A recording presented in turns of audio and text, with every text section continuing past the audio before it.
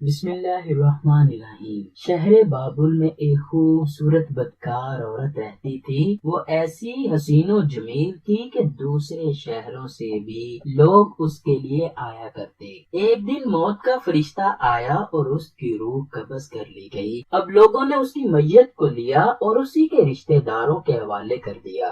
رشتہ داروں نے متفقہ فیصلہ کیا کہ ہم اس کو نہیں دفنائیں گے، کیونکہ یہ تو ہمارے سارے خاندان کے لیے بدنامی کا باعث بنی ہوئی تھی۔ اسی لیے بدکار عورت کے رشتہ داروں نے اس کی لاش کو کوڑے کے ڈھیر پر پھینک دیا۔ حضرت موسیٰ علیہ السلام کو یہ شرف حاصل تھا کہ آپ اللہ پاک سے کلام کرنے کوہ طور پر جایا کرتے تھے۔ اس بار جب آپ کوہ طور پر تشریف لے گئے تو اللہ پاک نے فرمایا، اے میرے خلیل، ہم سب باتیں بعد میں کریں گے، پہلے جاؤ فلاں جگہ کوڑے کے ڈھیر میں ایک خاتون کی لاش پڑی ہے، اس خاتون کی لاش کو غسل دے کر خوشبو لگاؤ اور بڑی عزت و احترام کے ساتھ دفنا دو۔ حضرت موسیٰ علیہ السلام اللہ کے حکم کی تعمیل کرتے ہوئے کوہ طور سے شہر بابل پہنچے۔ حضرت موسیٰ علیہ السلام کافی دیر اس لاش کو تلاش کرتے رہے۔ آخرکار کوڑے کے ڈھیر میں وہ لاش مل ہی گئی۔ اس لاش کے پاس کتے بیٹھے تھے جو کسی کو بھی اس لاش کے پاس نہیں آنے دے رہے تھے اور اس کی حفاظت پر مامور تھے۔ حضرت موسیٰ علیہ السلام اس خاتون کے گھر والوں کے پاس تشریف لے گئے اور آپ نے خاتون کے گھر والوں کو کہا،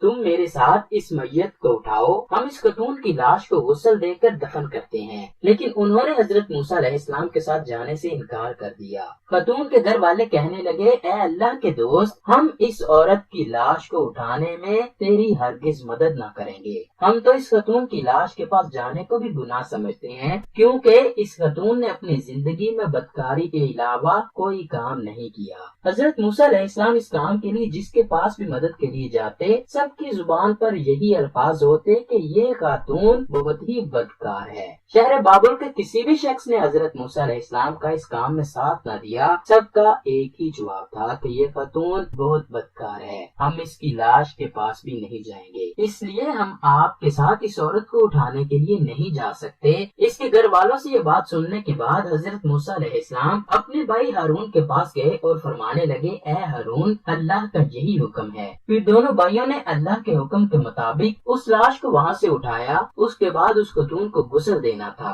میت کو غسل دینے کے لیے بھی کوئی عورت تیار نہ تھی۔ پھر حضرت موسیٰ علیہ السلام نے اپنے گھر کی عورتوں کو حکم دیا کہ تم سب مل کر اس میت کو غسل دو۔ حضرت موسیٰ علیہ السلام کے گھر کی عورتوں نے میت کو غسل دیا۔ پھر دونوں بھائی حضرت موسیٰ علیہ السلام اور حضرت ہارون علیہ السلام نے میت کو اٹھایا، قبرستان میں لے جا کر اس کو دفن کر دیا۔ جب دونوں بھائی میت کو دفن کر کے واپس آئے تو لوگوں نے راستے میں حضرت موسیٰ علیہ السلام کو روک لیا اور سوال کرنے لگے، اے اللہ کے نبی، یہ کیا ماجرا ہے کہ آپ علیہ السلام نے کس طرح ایک بدکار عورت کو اتنی دور آ کر خود دفن کیا؟ اس کی کیا وجہ ہے؟ اس کے بارے میں ہمیں بتلائیے۔ حضرت موسیٰ علیہ السلام نے فرمایا، اے بابل کے لوگوں، یہ اللہ تعالیٰ کا حکم تھا جس کی میں نے تعمیل کی، اور اب جب میں اللہ کے پاس ہم کلام ہونے جاؤں گا تو ضرور آپ کے سوال کا جواب اللہ سے دریافت کر کے آؤں گا۔ یہ بات سن کر شہر بابل کے لوگوں نے حضرت موسیٰ علیہ السلام اور حضرت ہارون علیہ السلام کو جانے دیا۔ جب حضرت موسیٰ علیہ السلام اللہ سے ہم کلام ہونے کے لیے کوہ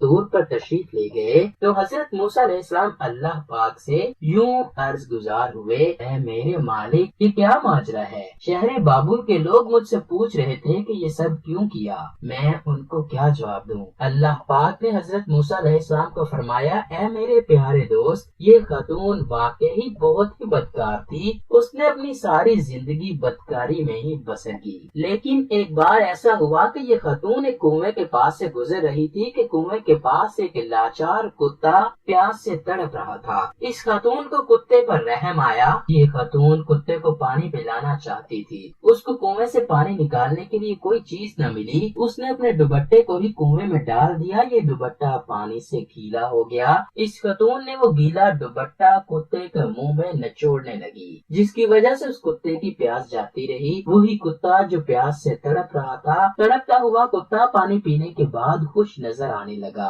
مجھے اس بدکار خاتون کا یہ عمل بہت ہی پسند آیا۔ میں نے ملک الموت کو حکم دیا کہ جاؤ فلاں کنویں کے پاس ایک خاتون ہے، اس کی روح فوراً ہی قبض کر لو، تاکہ آج کے بعد یہ عورت کوئی بدکاری نہ کرے۔ ملک الموت نے میرے حکم کی تعمیر کی۔ اللہ اکبر۔ اللہ تعالیٰ کو بدکار عورت کا یہ چھوٹا سا عمل بہت پسند آیا، جس وجہ سے اللہ نے بدکار عورت کو مزید گنہگار ہونے سے بچایا اور اسے یہ شرف بھی بخشا کہ اللہ کے پیارے نبیوں نے خود اسے دفنایا۔ ناظرین گرامی، حقوق العباد اچھے طریقے سے نبھائیے اور جانوروں پر رحم کیجیے۔ کیا پتا کب کوئی ادا اللہ پاک کو پسند آ جائے اور ہمارا بھی بیڑا پار ہو جائے۔ اللہ کریم ہمیں نیک کام کرنے اور برائیوں سے دور رہنے کی توفیق دے۔